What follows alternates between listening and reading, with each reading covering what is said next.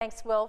Well, for more on the recent banking scandals, we are joined tonight by Wallace Turbeville, who has worked both as an investment banker at Goldman Sachs and has written numerous reports on financial reform, including the Dodd-Frank Wall Street Reform and Consumer Protection Act. He is currently a senior fellow at Demos, a think tank in the U.S. Thanks for joining us tonight, Wallace. Thanks very much for having me. So we got the news that a couple of people are being arrested for Standard Chartered for the money laundering scandal there. But overall, we're seeing that very few people are behind bars for a lot of the scandals at the big banks. Why is that? Well, there's I think a lot of it has to do with how far prosecutors are willing to go. If an organization is indicted in this country, you lose the ability to do a lot of business, lose the ability sometimes to do business in the United States, could lose your charter.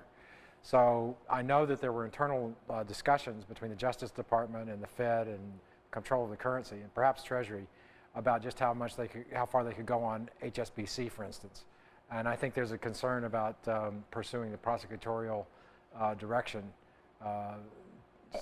what it might do to the whole economy. Okay, so in other words, another situation too big to fail. I mean, that's the whole idea of what regulation is about. I mean, Dodd-Frank particularly, to try to stop firms from becoming too big to fail. Is it safe to say that at this point regulation has not been effective? Well, it's been effective in changing the behavior of the banks to some extent, and will be. The question is whether it will be effective to actually bringing appropriate punishment where punishment is due, and I think that's the public wants that. I just did I was at a conference at University of Maryland called "Too Big to Jail," just on this subject. And while the behaviors that the banks might change, that's a good thing. People want to see proper retribution, I think. And the fact that we're seeing a string of scandals at several of the banks, is this a question of banks just behaving worse than ever? Or is it a question of regulation is just now finding these issues and tackling them? Is it a backlog, basically, of what regulators should have been doing years ago? Yeah, well, I was on Wall Street at Goldman Sachs in the 80s and 90s, and there was some bad behavior then as well. Nonetheless, with the kinds of mega profits with banks, the financial sector now is something like a third of all profits in the United States, close to 10% of GDP. It's basically doubled in the last 20, 30 years.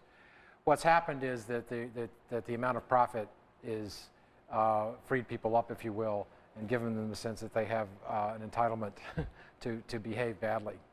And I think that's for certain a big part of this is that around the world, banks and bankers believe that they can behave in ways that are beyond control. And well, one of the outcomes has been that confidence among, for example, U.S.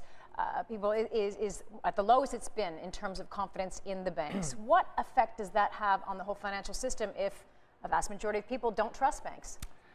Well, ultimately, the question is, in terms of share prices, that sort of thing. I think that ultimately people are going to go with the financial sector as it makes sense for them.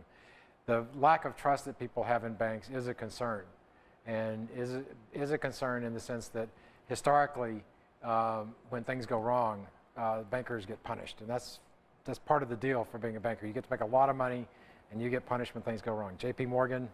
In 1907 and thereafter, he was the guy that got punished for the panic, even though he saved the country. So I think that the continuing negativism of people could yield even more regulation than we have now. Okay, so we'll have to see what happens if that regulation is effective in the future. Wallace, thank you so much for joining us tonight. Thanks for having me. That was Wallace Turbeville. He's the senior fellow at Demos in New York.